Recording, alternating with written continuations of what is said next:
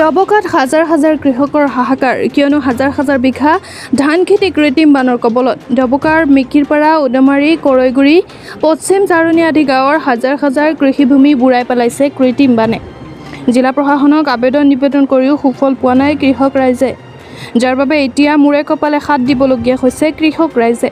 অভিযোগ মতে একাংশ লোকে চৰকাৰী মাটি বেদখল কৰি পানী আবদ্ধ কৰি ৰাখিছে। শীঘ্ৰে পানী নিষ্কাশনৰ দাবী উত্থাপন কৰিছে স্থানীয় কৃষকসকলে।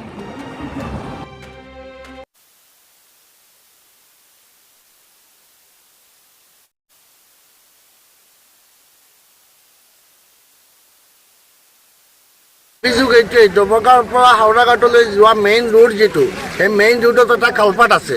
সেই কালপাতৰ পানীখিনি আমাৰ পশ্চিম জাৰুণী, কৰৈগুৰি, মিকিৰপাৰা, পূব জাৰুণী, উদমাৰী আদি পানী চব পানী এই কালপাতেদি ওলাই যায়। গতিকে সেই কালপাতটো এঘৰ মানুহে বন্ধ কৰি ৰাখি দিছে। আমাৰ ইয়াত কালপাতৰ যোৱা যিটো মৌবাট আছে, ৰাস্তা যোৱা পানীৰ নালা, পানী যোৱা নালা যিটো, সেই নালাটোৰ মুখত ঘৰ বাৰী বনাই এই ৰাস্তাটো আমাৰ পানী যোৱা বন্ধ কৰি দিছে, যাৰ কাৰণে আমাৰ ইয়াত হাজাৰ হাজাৰ বিঘা মাটি আৰু খেতি চব পানীৰ তলত আছে। আনকি স্কুল মছজিদ এইবিলাকো পানীৰ তলত সোমাই আছে।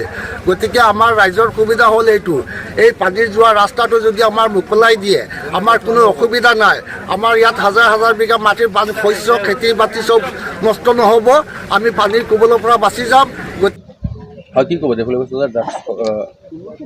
সপ্তাহজন লোক ধৰিছে আপোনালোকে?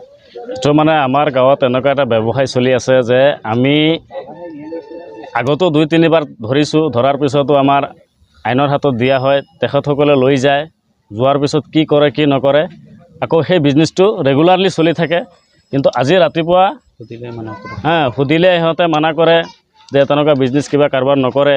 ঠিক আছে, নকৰে যদি ভাল, কিন্তু আজি ৰাতিপুৱা আমি দোকানৰ সন্মুখত ৰখি আছোঁ, ৰখাৰ পিছত তেখেতক চাইছোঁ, এই মানুহজন আহিছে, আহি পেলাই বস্তুটো ড্ৰাগছ লৈছে, লৈ পেলাই পকেটত সোমাই তেখেতে ওলাই গৈ আছে।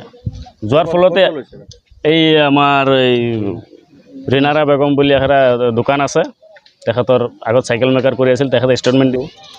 এতিয়া বৰ্তমানে আপোনাৰ এই ড্ৰাগছ লৈ আহোঁতে দোকানৰ পৰা আমি পালোঁ, পাই পেলাই সুধিছোঁ তেওঁক ক'ৰ পৰা আনিছে, কৈছে এইটো চাইকেল মেকানিকৰ দোকানৰ পৰা আনিছোঁ, ইন্নচালি, তাৰ ঘৈণীয়েকৰ নাম হ'ল ৰিনাৰা বেগম।